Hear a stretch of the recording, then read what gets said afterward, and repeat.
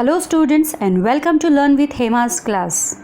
बच्चों, आज मैं 7th स्टैंडर्ड से मराठी सब्जेक्ट का सेकंड चैप्टर श्यामचे बंधु प्रेम ये चैप्टर मैं आपको कराने वाली हूँ। ये चैप्टर जो है श्यामची आई, ये साने गुरुजी द्वारा लिखा हुआ एक किताब है।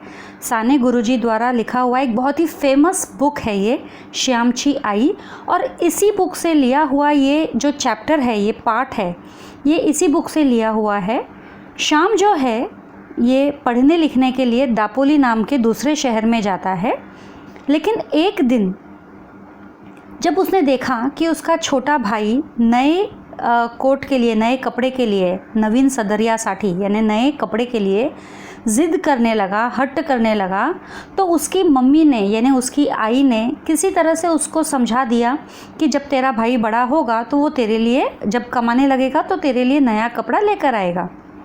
तो उसी वक्त श्याम ने डिसाइड कर लिया था कि मैं अपने छोटे भाई के लिए सदरा सिलवाऊंगा, यानी नया कोट सिलवाऊंगा ही सिलवाऊंगा।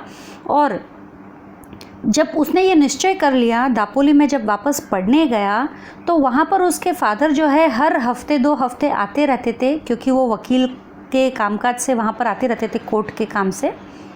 तो वो रोज़ जब भी आते थे वो शाम को खाने के लिए 1 आना 2 आना कुछ ऐसे पैसे दे के जाते थे। तो शाम जो है उन पैसों को खर्च नहीं करता था, वो पैसे जमा करता था। और बाद में जब एंड ऑफ द टर्म आया तब उस वक्त तक उसने 2-3 महीना में इतना पैसा जमा कर लिया था कि एक कोट आराम से सिलवा सके। उसने सब कुछ तय कर लिया और अपने मस्त सा एक छोटा सा भाई, अपने भाई के साइज़ के एक बच्चे को लेके गया टेलर के पास में, मेजरमेंट लिया और एक टेलर सिलवाया। और बड़ी ही मुसीबतों का सामना करके, बारिश के समय में जब फ्लड्स आए हुए थे, सारे डैम्स ओवरफ्लो हो रहे थे, उस वक्त भी खतरा मोल करके वो गया, अपने घर पहुंचा। रात को दापोली से अपने फिर घर गया। और जब घर में जब उसकी माँ ने, पापा ने देखा कि किस तरह से उसने अपने पैसे बचाकर अपने छोटे भाई के लिए कोट लाए, तो दोनों ही खुशी के मारे दोनों के ही आंसू आ गए।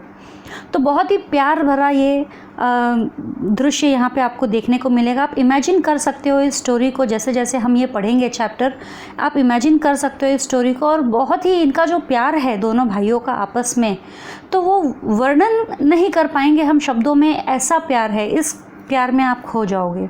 तो चलिए शुरू करते हैं।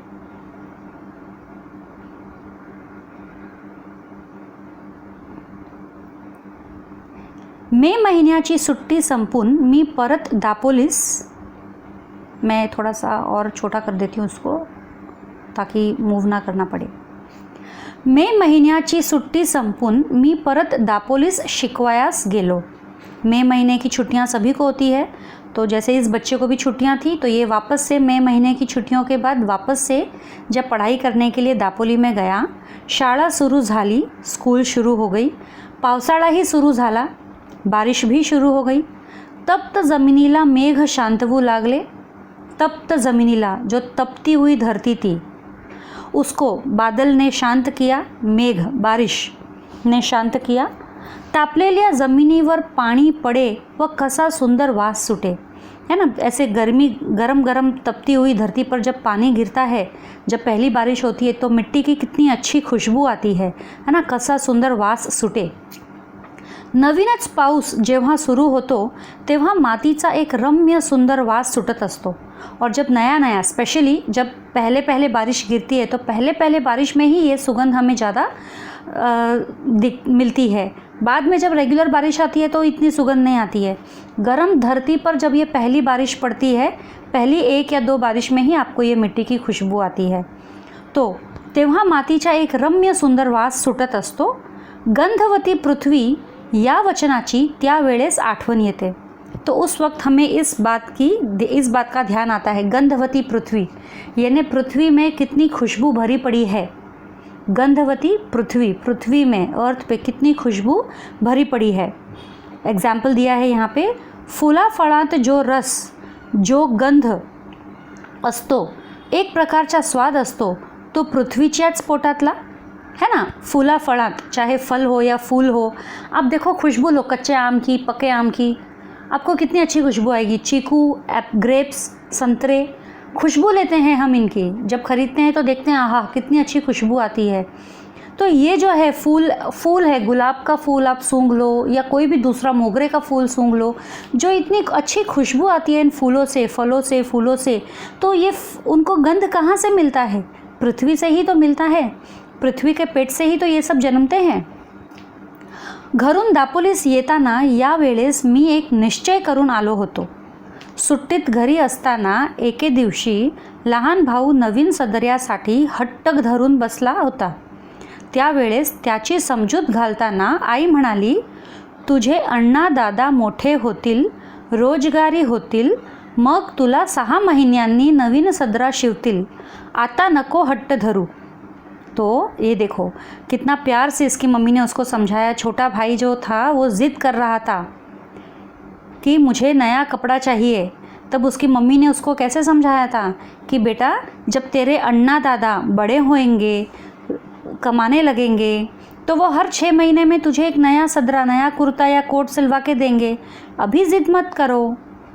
तो ये जब बात उसने सुनी, देखी घर पे, तो उसने निश्चय कर लिया था श्याम ने कि इस बार अगर मैं दापोली गया तो मैं एक निश्चय करके गया, और वो ये था कि मैं मेरे भाई के लिए एक नया सदरा या कोट सिलवा कर ही रहूँगा। मित्रांनो, माझ्या लहानपणी कपड्यांचे बंड फार मजले नव्हते। आम्हाला कोट माहीतच नव्हता। कपड़े बंड फार माजले नव्हते, मतलब कि हमारे घर में कपड़ों के ढीग नहीं लगे रहते थे। मुश्किल से 1-1, 2-2 कपड़े हमारे होते थे, है ना। तो ये बता रहा है श्याम कि मित्रांनो, माझ्या लहानपणी जब हम बच्चे थे, छोटे थे, कपड्यांचे बंड फार माजले नव्हते, बहुत ज़्यादा कपड़ों के ढीग नहीं लगे हुए थे हमारे घर पे। आम्हाला कोट माहीतच नव्हता।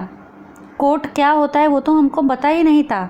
कित्येकदा सदरा ही 1-2 वर्षांनी नवीन मिळवायचा। सदरा यानी कुर्ता, नया कुर्ता भी हमको कभी 1-2 साल में एक बार मिलता था।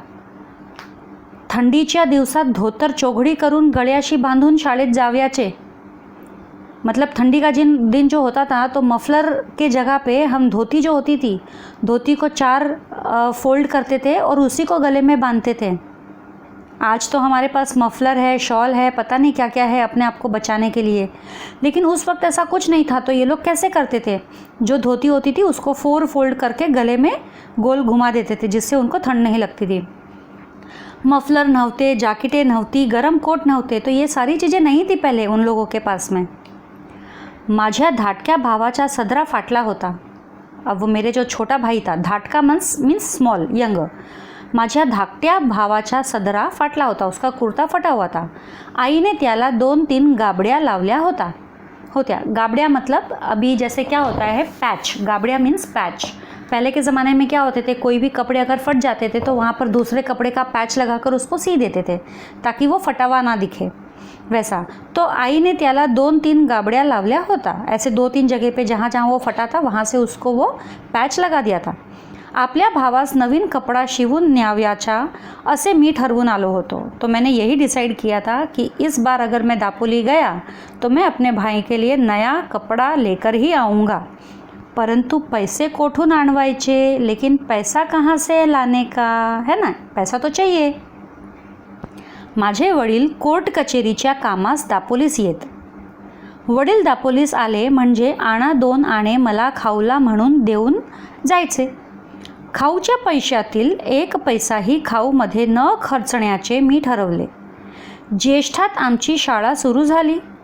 गणेश चतुर्थीला 3 महिने होते। तेवढ्या महिन्यात या खाऊच्या पैशांचा रुपयाभर जमला असता। गणेश चतुर्थीस धाकट्या भावास कोट किंवा सदरा शिवून न्याव्याचा असे मी मनात निश्चित केले। तो इसने क्या सोचा था कि इसके पापा जो है वो हर 1-2 हफ्ते में दापोली में कोर्ट कचहरी के काम से आते रहते हैं। तो जब भी वो दापोली आते थे तो वो शाम को 1 आना 2 आना देकर जाते थे खाऊ के लिए कि भाई नाश्ता कर लेना। लेकिन ये क्या किया इसने, ये जो 1 आना 2 आना खाऊ के लिए पापा देते थे पैसे इसके वडील, ये उसने खर्चा नहीं बिल्कुल भी, ये उसने सारे के सारे जमा किए। अब क्या होता है, ज्येष्ठ का महीना यानी गर्मी का जो सीज़न होता है, ज्येष्ठ का महीना, उसके बाद में जो इन लोग की बारिश में जो स्कूल चालू हो जाती है, तो उसके बाद में गणेश चतुर्थी आते आते 3 महीने हो जाती है, जून जुलाई अगस्त। ठीक है, 3 महीने हो जाती है। तो उसने ये सोचा कि 3 महीने तक आते आते मेरा 1 रुपया तो जमा हो ही जाएगा और 1 रुपये में तो मेरा भाई के लिए आराम से कोट नया तैयार हो जाएगा। तो ऐसे मन में उसने निश्चय कर लिया था कि इस बार खाऊ के पैसे मैं बिल्कुल भी खर्च नहीं करूँगा और मैं उससे गणेश चतुर्थी पे अपने छोटे भाई के लिए सदरा या कोट कुछ भी सिलवा के लेके जाऊँगा। ध्येयावर डोळे होते, रोज पैसे मोजत होतो। गणेश चतुर्थी जवळ येत चालली। मजजवळ 1 रुपया 2 आणे जमले होते। गौरी गणपतीला नवीन कपडे करतात। आपल्या गावातील मुलांना त्यांचे आईबाप नवीन कपडे शिवतील, परंतु माझ्या भावास कोण शिवेल? माझ्या भावाला मी शिवून देईल, है ना। तो ये उसका एक ध्येय बन गया था। ध्येय यानी मकसद, एम। तो उस मकसद पे उसकी आंखें थी यानी उसको इतना रुपया जमा करना है ताकि उसके भाई के लिए कोट बन जाए। तो रोज़ पैसे गिनता रहता था। आखिर में गणेश चतुर्थी पास आ रही थी। उसके पास अब 1 रुपये 2 आने जमा हो गए थे। गौरी गणपति के टाइम पे, गौरी गणपति की बहुत बड़ी महानता होती है इनर महाराष्ट्र में स्पेशली। तो ये जो है गौरी गणपति का जो त्यौहार होता है, उस वक्त सभी माँ बाप जो है अपने बच्चों के लिए नए कपड़े बनवाते हैं। लेकिन ये सोच रहा है कि मेरे भाई के लिए कौन बनाएगा कपड़े।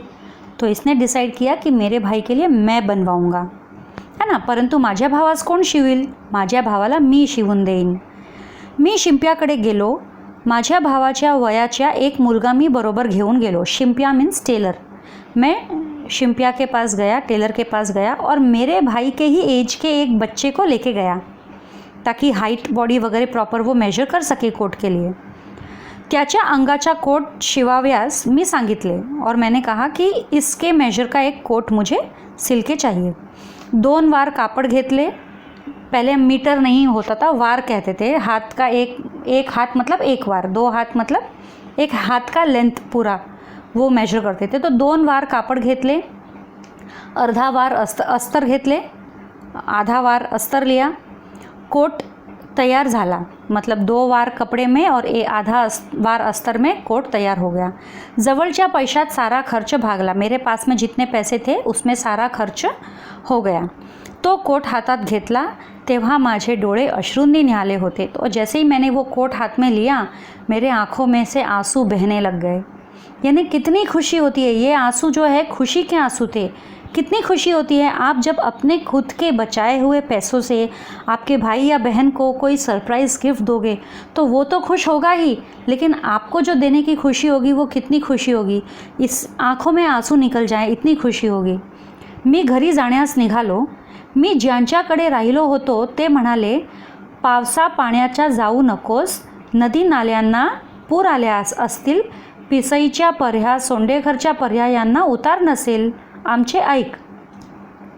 तो अब ये जो है, जब वो घर जाने के लिए निकला तो जिनके घर में वो रह रहा था एज अ पेइंग गेस्ट समझो, जिनके घर में वो रह रहा था, वो क्या बोले कि देखो बारिश का दिन है और जा मत, नदी नाले को अभी सब जगह पे पूर आया होगा, यानी फ्लड आया रहेगा, सब भर गए होंगे तुडुंब एकदम। और पिसईच्या पर्या सोंडेघरच्या पर्या यांना उतार नसेल। पिसई का जो डैम है या सोंडेघर का जो डैम है, नदी नाला, इनके ऊपर है ना, अभी तुमको एक किनारे से दूसरे किनारे पर जाने के लिए तुमको रास्ता नहीं दिखेगा, तो इनको उतार नहीं दिखेगा तुमको, यानी रास्ता नहीं दिखेगा तो तुम धोखा हो सकता है, तुम्हारा नुकसान हो सकता है, तुम्हारा एक्सीडेंट हो सकता है, तुम मत जाओ, हमारी बात सुन लो, ऐसा वो लोग बोलने लगे। पण मी कोणाचे ऐकले नाही, मैंने किसी की बात नहीं सुनी। हृदयात प्रेमपूर आला होता, तो नदी नाल्यास थोडीच भीक घालणार। मेरे हृदय में तो जैसे प्यार की नदी उमड़ रही थी, तो वो प्यार की नदी के सामने ये नदी नाले क्या है मेरे लिए। तो मुझे तो उनकी बिल्कुल चिंता नहीं थी। नवीन कोट बांधून घेऊन मी निघालो। तो नया कोट बांधकर मैं निकला।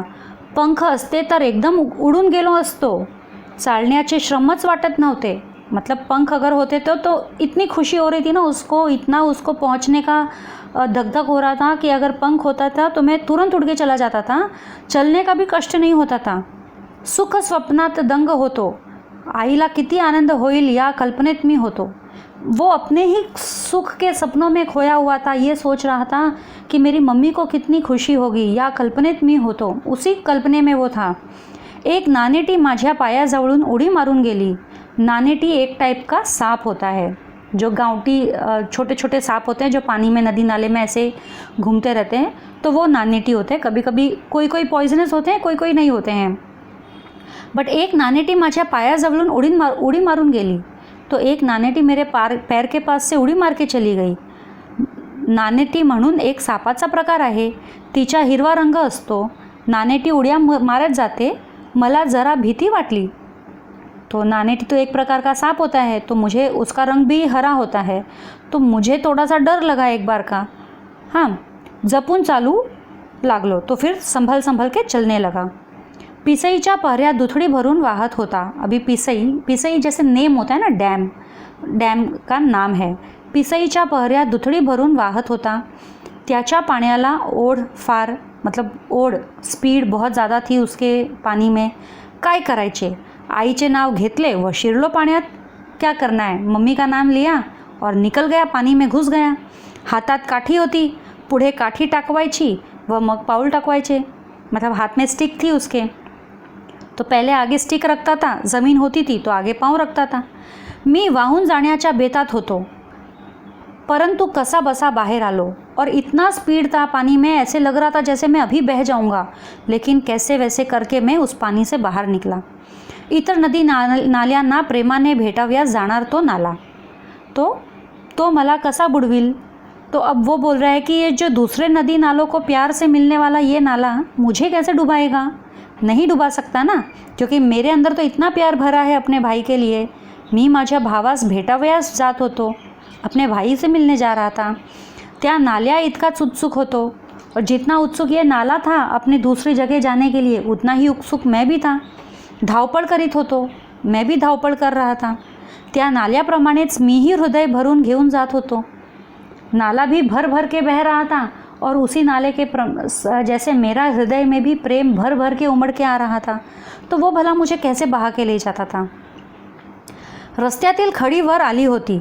रस्त्यातील खड़ी, अब जब पानी में फ्लड आ जाता है, नदी नालों में फ्लड आ जाता है, तो बहुत सारे कंकर पत्थर जो है ऊपर आ जाते हैं, ज़मीन पे आ जाते हैं। तो रस्त्यातील खड़ी जो है वर आली होती, दगड जो है सब ऊपर आ गए थे। सुईयासारखे दगड पायांना खुपत होते, और वो पत्थर जो है जब मैं चल रहा था तो सुई के जैसे मेरे पैरों पे चुभ रहे थे। परंतु माझे तिकडे लक्ष नव्हते। अंधार होण्यापूर्वीच घरी जाण्याची धडपड चालली होती, लेकिन मेरा लक्ष्य तो उधर बिल्कुल नहीं था। चुभे तो चुभे, अंधेरा होने के पहले ही मुझे घर पहुंचने की धड़पड़ थी कि घाई घाई में घर पहुंचूं। परंतु वाटेतच अंधार पडला, लेकिन रस्ते में ही अंधेरा हो गया। कडाड कडाड आवाज गरजत होते, विजा चमचम करत होत्या, खळखळ पाणी वाहत होते। त्या पंचमहाभूतांच्या नाचातून मी चाललो होतो। तो वो बोलने लगा कि से कड़ कड़ जैसे बिजली चमक रही है, बिजली का आवाज़ आ रहा है, कड़ाड़ कड़ाड़ चमचम बिजलियाँ चमक रही है, पानी खल खल बह रहा है। या पंचमहाभूतांच्या नाचातून, जैसे ये पंचमहाभूत जो है वो एक बहुत ही अपना नाच रहे थे। पंचमहाभूत यानी अग्नि, जल, वायु, पृथ्वी, आकाश, जो हम बोलते हैं 5 बेसिक एलिमेंट्स, पंचमहाभूत वो।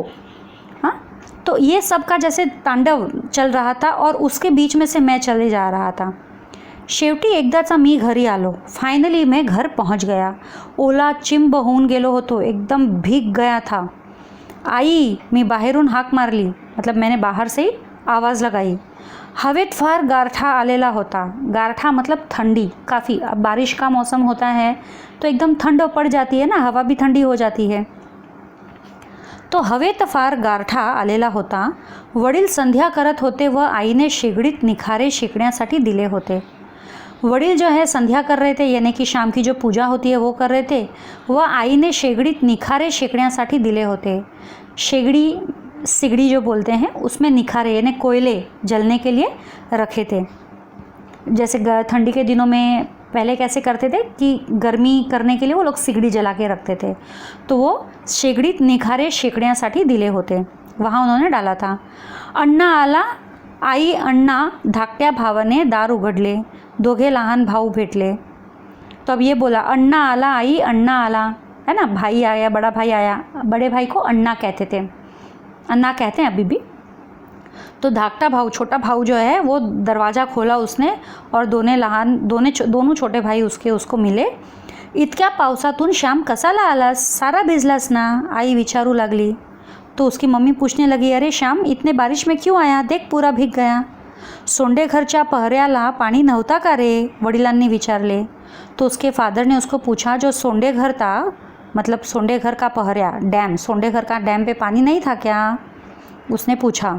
उसके पापा ने पूछा उसको. हो, परंतु मी आलो कसा तरी, मी म्हटले. तो श्याम बोला, हां था, लेकिन मैं आया कैसे, तो भी आ गया. त्या दिवशी एक बाई वाहून गेली हो त्यातून, वडील म्हणाले. तो वडील बोले, अरे उस दिन एक औरत वहाँ से बह के चली गई उस सोंडे घर के पहरे से. बरे ते कपडे काढ, कडक पाण्याने आंघोळ कर, आई म्हणाली. तो फिर आई बोली कि अरे ठीक है, ये चल अभी अपने गिल्ले कपड़े निकाल और ये गर्म पानी से नहा ले. मम्मी बोली उसकी. मी आंघोळीस गेलो, तो मैं नहाने चला गया. धाकट्या भावाने माझे लहानसे गाठोडे सोडले. अब वो जो बोलते ना पोटली जैसी बांधी हुई रहती है कपड़ों की, तो वो लेकर जब पहुंचा था घर पे, तो छोटे भाई ने क्या किया, वो पोटली को खोल दिया. छोटे बच्चों को थोड़ा सा उत्साह रहता है ना कि अरे वो बड़ा भाई वहाँ से आया है, क्या लाया है मेरे लिए, है ना, उनको उत्साह रहता है, क्या लाया है, चॉकलेट लाया है, क्या लाया है, खिलौने लाया है, कपड़े लाया है, तो वो उनको उत्साह रहता है, तो उसने वो खोल दिया उस उत्साह में. लहान मुलाला सवयच असते, उनको तो आदत ही होती है छोटे बच्चों को, त्यांना वाटत असते की काहीतरी आपल्यासाठी आणलेले असेल, क्योंकि उनको हमेशा ऐसे लगता है कि अपने लिए कुछ तो लाया होगा. परंतु मी माझ्या भावंडास काय आणणार, लेकिन मैं मेरे भाई के लिए क्या ला सकता हूँ, कोणता खाऊ आणणार, क्या खाने को ला सकता हूँ, कोणते खेळणे आणणार या क्या खिलौने ला सकता हूँ, कोणते रंगीत चित्राचे पुस्तके देणार या कौन सी ड्राइंग बुक या पिक्चर बुक दे सकता हूँ. मी गरीब होतो, मैं तो गरीब था, तो मैं क्या ला सकता था बेचारे मेरे छोटे भाई के लिए. परंतु माझ्या भावास त्या गाठोड्यात काहीतरी सापडले. लेकिन मेरे भाई को उस पोटली में कुछ तो मिला.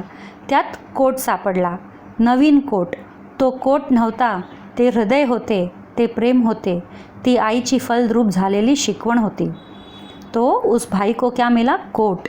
तो वो सिर्फ एक कोट नहीं था, वो मेरा प्यार था, वो मेरा दिल था, वो मेरी माँ की सिखाई हुई शिकवण थी. मतलब मेरी माँ ने जो मुझे सिखाया था वो लेसन्स थे मेरे लिए. अण्णा, हा लहानसा कोट कोणाचा, हा नवीन कोट कोणाला रे, धाटका भाऊ कोट घेऊन मज जवळ येऊन विचारू लागला.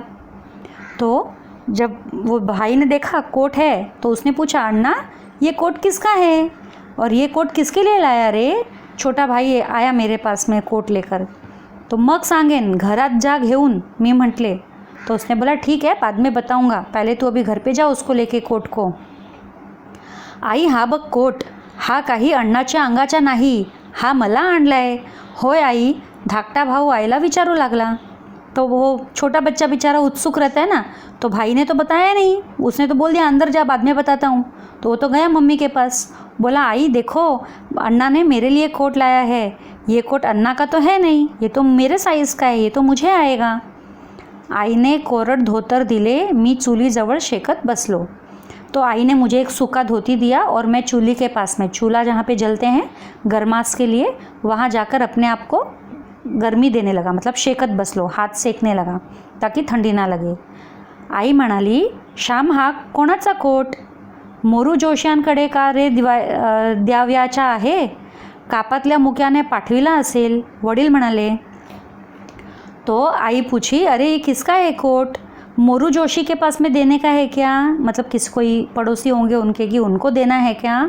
तो फिर पापा ने पूछा कि किसी ने भिजवाया है क्या, है ना, कापातल्या मुक्या ने पाठविला असेल, वो वहाँ पे तुम्हारे जो वाड़ा है वहाँ के किसी ने मुक्या ने भिजवाया होगा. वडील म्हणाले, नाही हा मी पुरुषोत्तमसाठी शिवून आणला आहे. मी म्हटले. तो बोला, नहीं ये मैं पुरुषोत्तम के लिए सिलवा कर लेकर आया हूँ. पैसे रे कोटले, पैसे कहाँ से आए, कोणाचे कर्ज काढलेस, किससे कर्जा लिया तूने, का फीचे दडवलेस या तूने जो फीस का पैसा था उसको वेस्ट किया, वडिलांनी विचारले. कोणाच्या पैशांना हात तर नाही ना लावलास, किसी दूसरे का पैसे को चुराया तो नहीं ना तूने. आई ने कातर स्वरात विचारले, एकदम जोर से गुस्से में पूछा. आई मी कर्ज काढले नाही, चोरलेही नाहीत, फीचे ही खर्चिले नाहीत मी म्हटले. तो बोला की अरे मम्मी, मैंने ना तो किसी से कर्ज लिया है, ना ही चोरी की है, ना ही जो फीस के पैसे मिलते हैं उनको वेस्ट किया है. मग उधार का शिवून आणलास श्याम, वडिलांनी विचारले. तो उसके पापा पूछे तो क्या फिर उधार लेकर आया है तू, है ना. पुराने ज़माने में देखो इतने पैसे नहीं होते थे. तो अब वो लोग बेचारे टेंशन में आ गए क्योंकि कोट सिलना यानी काफ़ी पैसा लगता था उस वक्त. 1 रुपया भी यानी बहुत बड़ी बात थी. तो दोनों के दोनों मम्मी पापा परेशान कि ये नहीं, तूने किसी का चोरी नहीं किया, किसी से कर्ज नहीं लिया, फीस का पैसा भी जो तूने तेरे को दिया वो भी वेस्ट नहीं किया, तो क्या किया, उधारी लेकर आया, क्या किया. तो भाऊ, तुम्ही मला खाऊला अण्णा 2 अण्णा देत असा ते मी जमविले. तो उसने अपने पापा से कहा कि जो आप मुझे आना 2 आना देते थे वो मैं जमा करता था. गेल्या 2-3 महीन्यांचे सारे जमविले. जो 2-3 महीने में आप मुझे दे के जाते थे वो सारे मैंने जमा किए. त्यातून हा कोट शिवून आणला और उसी पैसों से मैंने ये कोट सिलवा के लिया है. हां, आई म्हणत असे, तुझे अण्णा दादा मोठे होतील मग पुरुषोत्तमला नवीन शिवतील कोट. मी मनात ठरविले होते की येताना त्याच्यासाठी नवीन कोट आणाव्याचा. पुरुषोत्तम बघ तुला होतो का, मी म्हटले. तो वो वही बोलने लगा श्याम कि जब मम्मी ने मेरे छोटे भाई को ऐसा कहा कि देख अन्ना दादा जब बड़े होंगे तब तेरे लिए वो कोट सिलवाएंगे, तो पुरुषोत्तम को नया कोट मैं सिलवाऊं. तो मैंने मन में ठर लिया कि बड़ा होने तक क्यों वेट करूं, अभी क्यों ना उसके लिए सिलवा लूं. तो अण्णा हा बघ छान होतो आणि आतलाही खिसा, आता माझी पेन्सिल हरवणार नाही. आई बघ, पुरुषोत्तम आईला दाखवू लागला. कितनी क्यूरियोसिटी होती है ना छोटे बच्चों की. बेचारा आ गया पहन के और सबको बोलने लगा, अन्ना देखो ये मेरा कोट कितना अच्छा है ना, अंदर भी जेब है, अब मेरी पेंसिल नहीं घूमेगी, है ना. आई बघ, पुरुषोत्तम आईला दाखवू लागला. तो पुरुषोत्तम जो है आई को दिखाने लगा. पुरुषोत्तम श्याम के छोटे भाई का नाम है. मी सांगितलेली हकीकत ऐकून आईला गहीवर आला. रोने जैसा हो गया, खुशी के मारे आंसू निकल आए. मतलब मैंने जो हकीकत बताई वो सुनकर मेरी मम्मी के आंसू निकल आए खुशी के मारे. ती म्हणाली, श्याम तू वयाने मोठा नाहीस, पैशाने मोठा नाहीस, शिकून मोठा नाहीस, परंतु मनाने मोठा आजच झालास हो. हेच प्रेम बाळानो पुढेही ठेवा. तो बेचारी आई, कितनी बहुत ही अच्छी बात उसने कही है कि श्याम तू वया से यानी उम्र से तो बड़ा नहीं है, पैसों से भी तू दौलत वाला नहीं है, और ना तो ने ज़्यादा पढ़ाई लिखाई की है, लेकिन तू मन से तो आज ही बड़ा हो गया रे. यही प्रेम जो तुम लोग है ना हमेशा बनाए रखना आगे भी. या प्रेमावर कोणाची दृष्टी नको पडायला. इस प्यार पर तुम में से किसी की भी बुरी नज़र ना पडे. वडिलांनीही माझ्या पाठीवरून हात फिरवला. ते बोलले नाहीत, त्या हात फिरवण्यात सारे बोलणे होते, साऱ्या स्मृती होत्या. तो मम्मी ने तो वो बोला, मम्मी ने तो बोल के अपनी खुशी व्यक्त कर ली, आंसू निकाले, लेकिन वडिल ने मेरे पीठ के ऊपर से प्यार से हाथ घुमाया, मेरे पिता ने. तो वो हाथ फिराना यानी सब कुछ बोलना हो गया. अब कुछ बाकी नहीं था, वो सारा कुछ उन्होंने बोल दिया, सारी स्मृति उसी के अंदर आ गई. मतलब सिर्फ उनके हाथ फिराने से मेरा मन जो है शांत हो गया.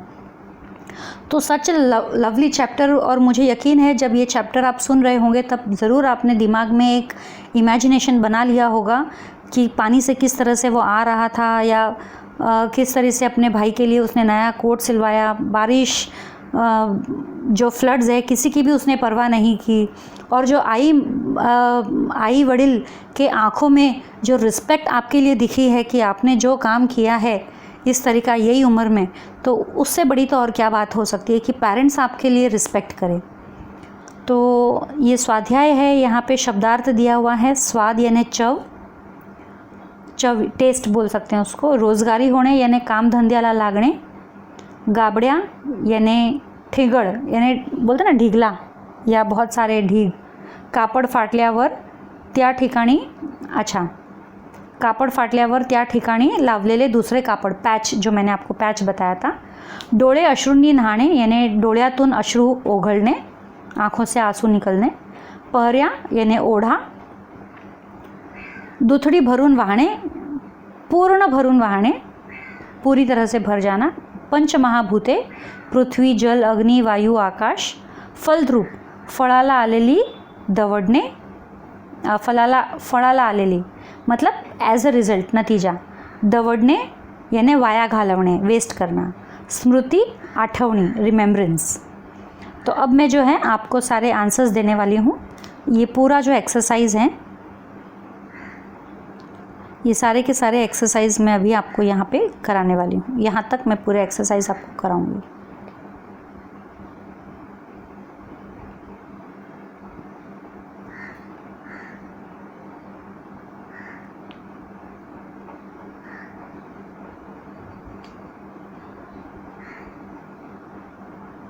श्यामचे बंधू प्रेम, इसका स्वाध्याय है.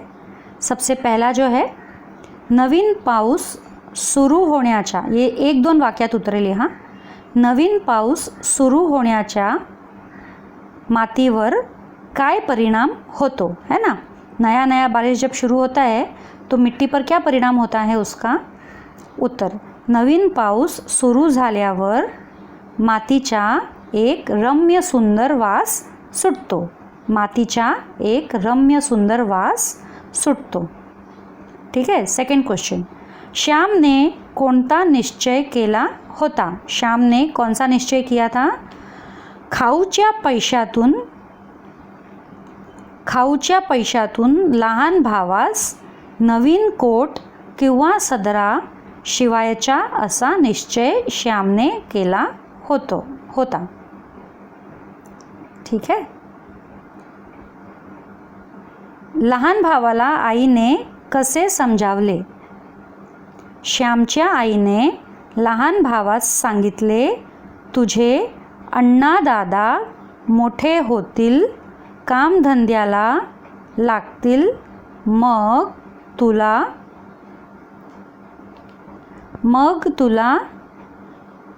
6 महिन्यांनी नवीन सदरा शिवतील. अशा प्रकारे आईने लहान भावास समजावले. नेक्स्ट, श्यामचे वडील वरचेवर दापोलीला कशासाठी जात. श्याम के पापा क्यों जाते थे दापोली. श्यामचे वडील कोर्ट कचेरीच्या कामासाठी वरचेवर दापोलीला जात.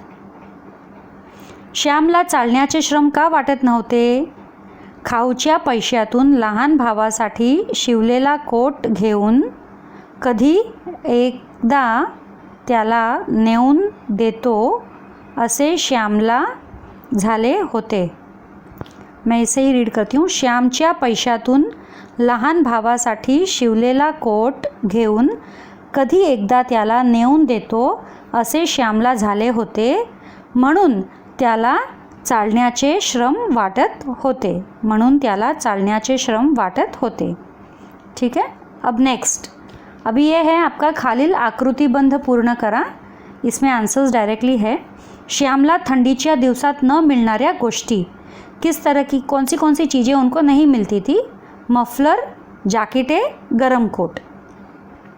फिर श्यामने आणलेला नवीन कोट बघून त्याच्या आई वडिलांच्या मनात निर्माण झालेला प्रश्न.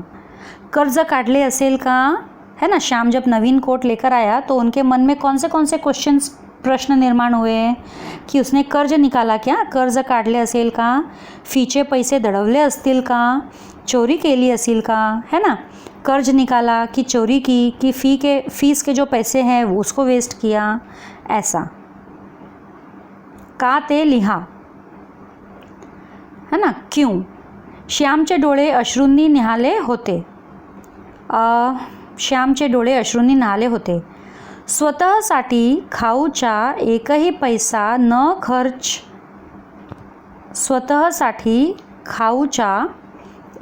पैसा न खर्च करता त्या पैशांतून श्यामने लहान भावासाठी नवीन कोट शिवला. नवीन कोट मिळाल्यावर भावाला होणाऱ्या आनंदाचा विचार मनात आला. त्याचा हट्ट आपण पूर्ण करू शकलो म्हणून श्यामचे डोळे अश्रूंनी न्हाले होते.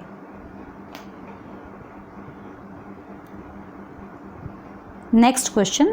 श्याम ज्यांच्या घरी राहायचा त्यांनी त्याला जाऊ नको असे म्हटले. श्याम ज्यांच्या घरी राहायचा त्यांना श्यामची काळजी वाटत होती. पावसाळ्यांचे दिवस होते. नदी नाल्यांना पूर आले असतील, अशा परिस्थितीत श्यामने जाणे त्याच्या जीवाला धोकादायक होते, म्हणून श्याम ज्यांच्या घरी राहायचा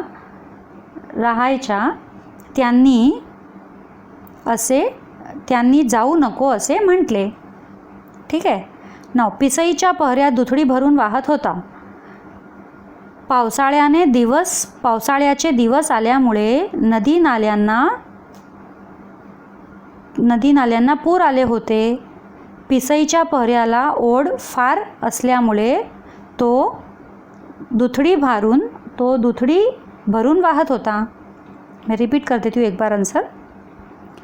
पावसाळ्याचे दिवस असल्यामुळे नदी नाल्यांना पूर आले होते. पिसईच्या पहऱ्याला ओढ फार असल्यामुळे तो दुथडी भरून वाहत होता. नेक्स्ट, श्यामने सांगितलेली हकीकत ऐकून आईला गहिवर आला.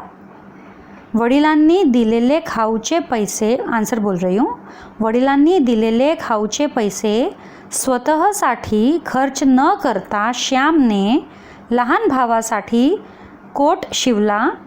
तो कोट घरी घेऊन येण्यासाठी श्यामला अनेक अडचणींना तोंड द्यावे लागले.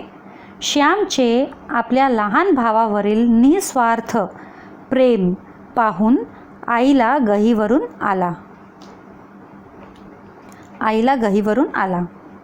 ठीक है, ये भी हो गया. अब व्याकरण भाग है. ये टेक्सचुअल नहीं है, फर्स्ट 2 क्वेश्चंस, बट ओके, हम ये कर सकते हैं.